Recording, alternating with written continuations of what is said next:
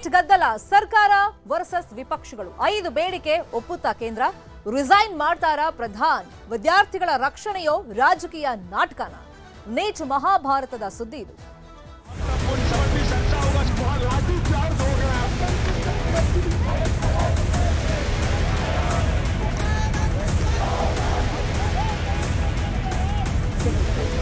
Democracy in India is happening right now.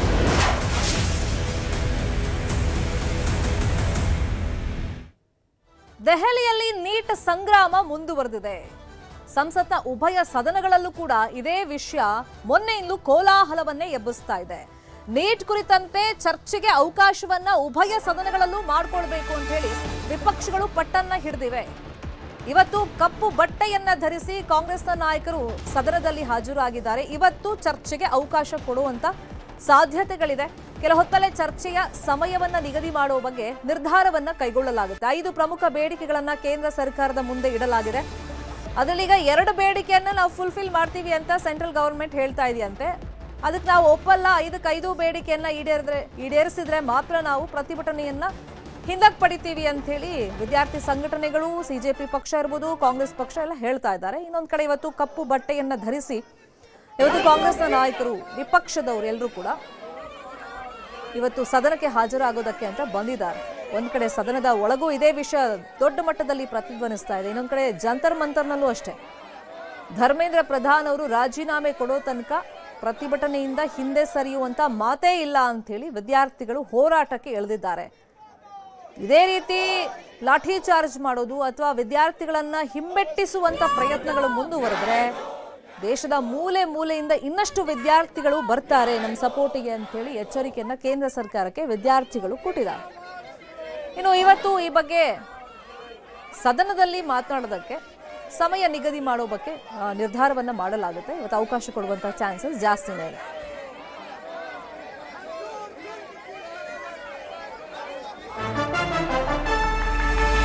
Rahul Gandhi ಸೇರಿದಂತೆ ವಿಪಕ್ಷಗಳು ಪ್ರತಿಭಟನೆಯನ್ನ ಮಾಡ್ತಾವೆ. ಹಿನ್ನೆಲೆಯಲ್ಲಿ ಕೇಂದ್ರ ಶಿಕ್ಷಣ ಸಚಿವ ಧರ್ಮೇಂದ್ರ ಪ್ರಧಾನ್ ಅವರು ಇದಕ್ಕೆ ಪ್ರತಿಕ್ರಿಯೆಯನ್ನ ಕೊಟ್ಟಿದ್ದಾರೆ. ಅಂದ್ರೆ ಇವರು ರಾಜೀನಾಮೆ ಕೊಡಬೇಕು ಅಂತಾನೆ ವಿದ್ಯಾರ್ಥಿಗಳು ಮತ್ತೆ ವಿಪಕ್ಷಗಳು ಆಗ್ರಹವನ್ನ ಮಾಡ್ತಾ ಇರೋದು.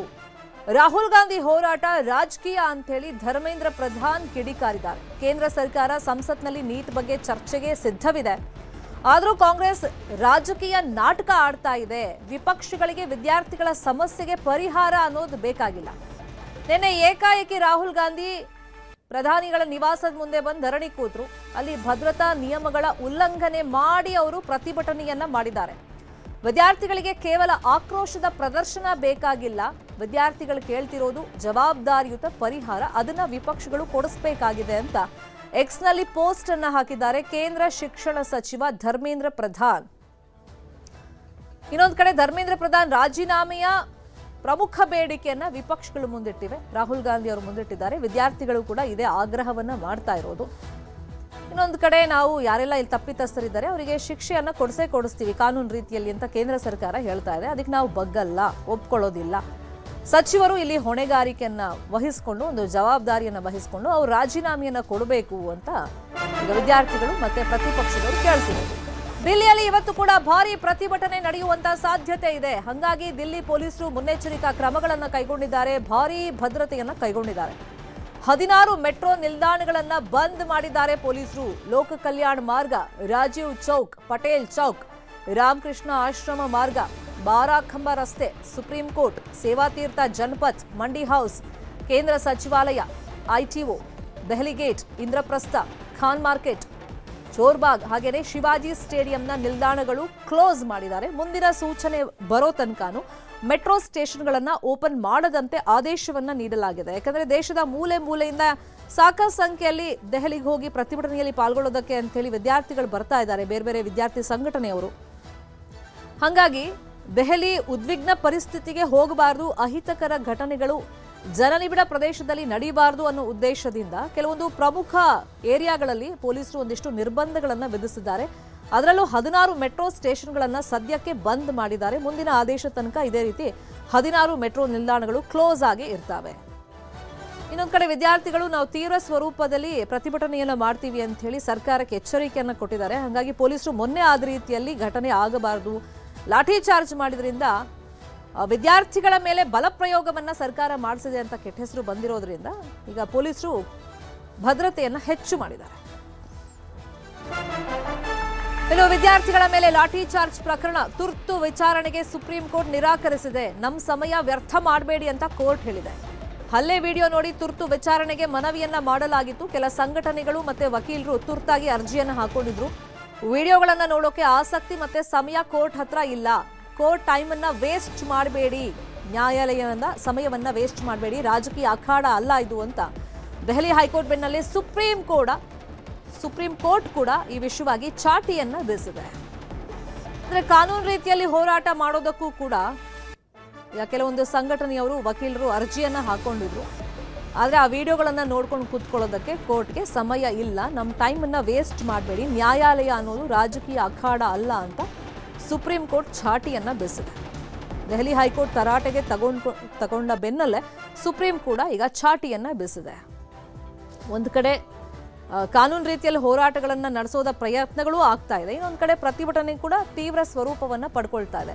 ಎಲ್ಲ ವಿಷಯವಾಗಿ ಡೀಟೇಲ್ ಆಗಿ ಇನ್ಫಾರ್ಮೇಶನ್ ಕೊಡ್ತಾ ಹೋಗೋದಕ್ಕೆ ನ್ಯೂಸ್ ರೂಮ್ ಇಂದ ನೇರ ಸಂಪರ್ಕದಲ್ಲಿ ಕನೆಕ್ಟ್ ಆಗಿದ್ದಾರೆ ನಮ್ಮ political bureau head Chidanand Patel. ಮೊನ್ನೆಯಿಂದಲೂ ಜಂತರ್ ಮಂತರ್ನಲ್ಲಿ ತೀವ್ರ ಸ್ವರೂಪದ ಹೋರಾಟವನ್ನ ವಿದ್ಯಾರ್ಥಿಗಳು ಮಾಡ್ತಾ ಇದ್ದಾರೆ. ಸಿಜೆಪಿ ಪಕ್ಷದ ಕರೆ ಕೊಟ್ಟ ಬೆನ್ನಲ್ಲೇ ಈಗ ದೇಶದಾದ್ಯಂತ ಇರುವಂತಹ ವಿದ್ಯಾರ್ಥಿಗಳನ್ನ ನಾವು ಕರೆಸಬೇಕಾಗುತ್ತೆ ಅನ್ನೋ ಎಚ್ಚರಿಕೆ ಬೆನ್ನಲ್ಲೇ ಈಗ ಸದನದ ಒಳಗೆ ಅಂದ್ರೆ ಸಂಸತ್ನ ಒಳಗೆ ಯಾವ ತರ ಹೋರಾಟಕ್ಕೆ ವಿಪಕ್ಷಗಳು ಆಗ್ರಹವನ್ನ ಮಾಡ್ತಾ ಇದೆ. ಕೇಂದ್ರ ಸರ್ಕಾರ ಈ 5 ಬೇಡಿಕೆಗಳನ್ನ ಫುಲ್ಫಿಲ್ ಮಾಡೋ ಚಾನ್ಸಸ್ ಇದೆಯಾ? ಶರ್ಮಿತಾ ಶೆಟ್ಟಿ, ಇದೀಗ ದೆಹಲಿ ಸಿಜೆಪಿಯ ಹೋರಾಟದಿಂದ ಉದ್ರಿಕ್ತಗೊಂಡಿರ್ತಕ್ಕಂಥದ್ದು. ಜುಲೈ 20ರಂದು ಸಂಸತ್ ಭವನದೊಳಗೆ ನುಗ್ಗಲಿಕ್ಕೆ ಯತ್ನಿಸ್ತಕ್ಕಂಥ ಸಿಜೆಪಿಯ ವಿದ್ಯಾರ್ಥಿಗಳ ಮೇಲೆ ಲಾಠಿ ಚಾರ್ಜ್ ಮಾಡಿರ್ತಕ್ಕಂಥದ್ದು ಮತ್ತು ಗಾಯಗೊಂಡಿರ್ತಕ್ಕಂಥ ನೂರಾರು ವಿದ್ಯಾರ್ಥಿಗಳದ್ದು ಒಂದು ಕಡೆ ಆದರೆ, ಮತ್ತೊಂದು ಕಡೆ ಈಗಾಗಲೇ ಅಶುತೋಷ್ ರಾಂಕ, ಸಿಜೆಪಿಯ ವಕ್ತಾರ ಅಶುತೋಷ್ ರಾಂಕ ಇದೀಗಷ್ಟೇ ಘೋಷಣೆಯನ್ನು ಮಾಡಿರ್ತಕ್ಕಂಥದ್ದು.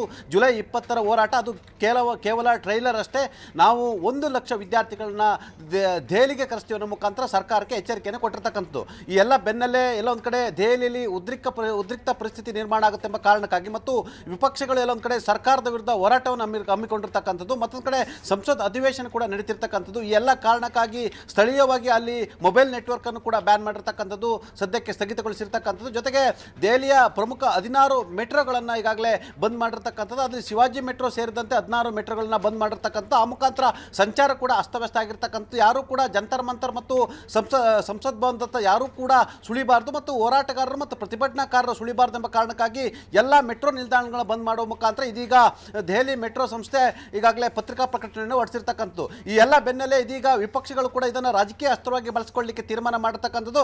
ನಿನ್ನೆಯಷ್ಟೇ ರಾಹುಲ್ ಗಾಂಧಿ ಮತ್ತು ಸೋನಿಯಾ ಗಾಂಧಿ ಸೇರಿದಂತೆ ಕಾಂಗ್ರೆಸ್ನ ಘಟಾನುಘಟಿ ನಾಯಕರನ್ನ ಈ ಹೋರಾಟಕ್ಕೆ ಸಂಬಂಧಪಟ್ಟಾಗ ಪ್ರಧಾನಿ ನಿವಾಸದ ಎದುರು ಪ್ರತಿಭಟನೆ ಹಿನ್ನೆಲೆಯಲ್ಲಿ ಬಂಧನ ಮಾಡಿ ಬಿಡುಗಡೆಗೊಳಿಸ್ತಾ ಇತ್ತು. ಇದೀಗ ಕಪ್ಪು ಪಟ್ಟಿ ಧರಿಸಿ ಇವತ್ತು ಕೂಡ ಹೋರಾಟವನ್ನು ಮುಂದುವರಿಸಿರ್ತಕ್ಕಂಥ. ಇದರ ಬೆನ್ನಲ್ಲೇ ಕಾನೂನು ಮತ್ತು ಸಂಸದೀಯ ಸಚಿವರಾಗಿರ್ತಕ್ಕಂಥ ಕಿರಣ್ ರಿಜಿಜುರವರು ಇನ್ನೇನು ಕೆಲವೇ ನಿಮಿಷಗಳಲ್ಲಿ ಲೋಕಸಭೆಯಲ್ಲಿ ಈಗಾಗಲೇ ಲಾಠಿ ಚಾರ್ಜ್ ಸಂಬಂಧಪಟ್ಟಾಗೆ ಸರ್ಕಾರದ ಪರವಾಗಿ ಉತ್ತರವನ್ನು ಕೊಡಲಿದ್ದಾರೆ. ಈಗಾಗಲೇ ಚರ್ಚೆಗೆ ಕೂಡ ಎತ್ತುಕೊಂಡಿರ್ತಕ್ಕಂಥದ್ದು.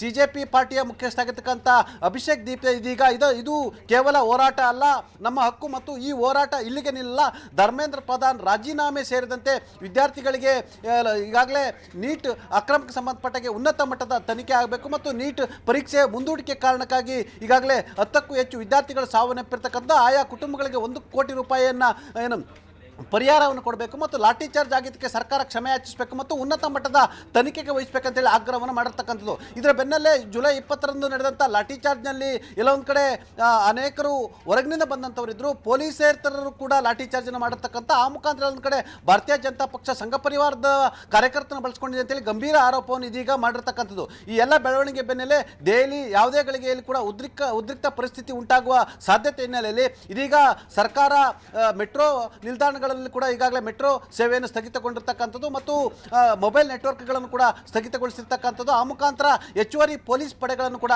ಹಾಕಿರ್ತಕ್ಕಂಥದ್ದು. ಈಗಾಗಲೇ ದೆಹಲಿಯಲ್ಲಿ ಅರೆ ಸೇನಾ ಮಿಲಿಟರಿ ಪಡೆ ಕೂಡ ಇದೀಗ ಜಾಂಡ ಹೂಡಿರ್ತಕ್ಕಂಥದ್ದು. ಎಲ್ಲ ಬೆನ್ನಲ್ಲೇ ನಡುವೆ ಕೂಡ ನಿನ್ನೆ ಪ್ರಧಾನಿ ಸಭೆಯನ್ನು ನಡೆಸಿರ್ತಕ್ಕಂಥದ್ದು. ಇದೊಂದು ನೀಟ್ ಅಕ್ರಮ, ಇದೊಂದು ಘೋರ ಅಪರಾಧ ಅನ್ನುವ ರೀತಿಯಲ್ಲಿ ಮಾತನಾಡಿರ್ತಕ್ಕಂಥದ್ದು. ಆದರೆ ಧರ್ಮೇಂದ್ರ ಪ್ರಧಾನ್ ರಾಜೀನಾಮೆಗೆ ಇದೀಗ ದೇಶಾದ್ಯಂತ ಒತ್ತಡ ಇರತಕ್ಕಂಥದ್ದು. ಈ ಎಲ್ಲ ಒತ್ತಡದ ನಡುವೆ ಕೂಡ ಇದೀಗ ಎಲ್ಲೊಂದು ಕಡೆ ಸಿಜೆಪಿ ಪಾರ್ಟಿ ಸುಪ್ರೀಂ ಕೋರ್ಟ್ಗೆ ವಿದ್ಯಾರ್ಥಿಗಳ ಮೇಲೆ ನಡೆದಿರ್ತಕ್ಕಂಥ ಲಾಠಿ ಪ್ರಹಾರ ಸಂಬಂಧಪಟ್ಟ ತುರ್ತು ವಿಚಾರಣೆಗೆ ಅರ್ಜಿಯನ್ನು ಹಾಕಿತ್ತು. ಆದರೆ ಏನೊಂದು ಕಡೆ ಸುಪ್ರೀಂ ಕೋರ್ಟ್ನ ನ್ಯಾಯಮೂರ್ತಿ ಆಗಿರ್ತಕ್ಕಂಥ ಸೂರ್ಯಕಾಂತ್ ಅವರು ತುರ್ತು ವಿಚಾರಣೆ ತೆಗೆದುಕೊಳ್ಳಲ್ಲ ಮತ್ತು ಅನಗತ್ಯವಾಗಿ ಸಮಯನ ಹಾಳು ಮಾಡಬೇಡಿ ಅಂತೇಳಿ ತುರ್ತು ವಿಚಾರಣೆಗೆ ನಿರಾಕರಣೆ ಮಾಡಿರ್ತಕ್ಕಂಥದ್ದು. ಈ ಎಲ್ಲ ಬೆಳವಣಿಗೆ ನಡುವೆ ಕೂಡ ಸಂಸದೀಯ ವ್ಯವಹಾರ ಸಚಿವರಾಗಿರ್ತಕ್ಕಂಥ ಕಿರಣ್ ರಿಜಿಜುರವರು ಸರ್ಕಾರದ ಪರವಾಗಿ ಸಿಜೆಪಿ ಹೋರಾಟ, ಧರ್ಮೇಂದ್ರ ಪ್ರಧಾನ್ ರಾಜೀನಾಮೆ ವಿಚಾರ ಮತ್ತು ಪ್ರಮುಖವಾಗಿ ನೀಟ್ ಅಕ್ರಮ, ಸರ್ಕಾರ ತೆಗೆದುಕೊಂಡ ಕ್ರಮಗಳು ಮತ್ತು ಎರಡನೇ ಬಾರಿ ನೀಟ್ ಪರೀಕ್ಷೆ ನಡೆಸಿರ್ತಕ್ಕಂಥ ಪರೀಕ್ಷೆ ಯಶಸ್ವಿಯಾಗಿರ್ತಕ್ಕಂಥದ್ದು ಮತ್ತು ಸಂಸತ್ ಭವನಕ್ಕೆ ವಿದ್ಯಾರ್ಥಿಗಳು ನುಗ್ಗಿದ್ದ ಕಾರಣಕ್ಕಾಗಿ ಯಾಕೆ ಲಾಠಿ ಚಾರ್ಜ್ ಮಾಡತಕ್ಕಂಥ ಅವಕಾಶ ನಮಗೆ ಎದುರಾಯಿತು ಮತ್ತು ಭದ್ರತೆ ದೃಷ್ಟಿಯಿಂದ ಸರ್ಕಾರ ಏನೆಲ್ಲ ಕ್ರಮ ಕೈಗೊಳ್ತು ಮತ್ತು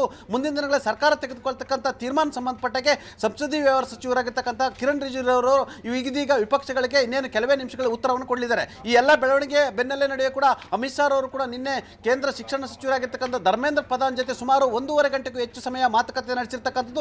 ನೀಟ್ ಅಕ್ರಮದ ಬಗ್ಗೆ ಮತ್ತು ಕೇಂದ್ರ ಸರ್ಕಾರ ತೆಗೆದುಕೊಂಡ ನಿರ್ಧಾರಗಳು ಮತ್ತು ತನಿಖಾ ನಿರ್ಧಾರಗಳು ಮತ್ತು ತನಿಖಾ ಆಯಾಮಗಳ ಬಗ್ಗೆ ಚರ್ಚೆ ನಡೆಸಿರ್ತಕ್ಕಂಥದ್ದು ಮತ್ತು ಈಗಾಗಲೇ ಧರ್ಮೇಂದ್ರ ಪ್ರಧಾನ್ ರಾಜೀನಾಮೆಗೆ ಒತ್ತಡ ಉಂಟಾಗಿದ್ದರಿಂದ ಸರ್ಕಾರ ಇವತ್ತು ಯಾವ ರೀತಿ ನಿರ್ಧಾರವನ್ನು ತೆಗೆದುಕೊಳ್ಳುತ್ತೆ ಅಂತ ಕಾದು ನೋಡಬೇಕಾಗಿದೆ. ಧರ್ಮೇಂದ್ರ ಪ್ರಧಾನ್ ರವರನ್ನ ಸಂಪುಟದಿಂದ ತೆಗೆದಾಕ್ತಾರ ಅಥವಾ ಅವರ ಖಾತೆಯನ್ನು ಬದಲು ಮಾಡ್ತಾರೆ ಎಂಬ ಕುತೂಹಲ ಕೂಡ ಹೆಚ್ಚಿರ್ತಕ್ಕಂಥದ್ದು. ಶರ್ಮಿತಾ ಶೆಟ್ಟಿ, ಈ ರೀತಿ ತೀವ್ರ ಒತ್ತಡ ಹೇರೋದ್ರ ಮಧ್ಯದಲ್ಲಿ ರಾಜೀನಾಮೆ ಅವರ ಪ್ರಮುಖ ಬೇಡಿಕೆಗಳಲ್ಲಿ ಒಂದು ಫಸ್ಟ್ ಡಿಮ್ಯಾಂಡ್ ಅವ್ರದ್ದು ಅದಿರೋದು ಧರ್ಮೇಂದ್ರ ಪ್ರಧಾನ್ ಅವರು ರಾಜೀನಾಮೆ ಕೊಡಬೇಕು ಅಂತೇಳಿ.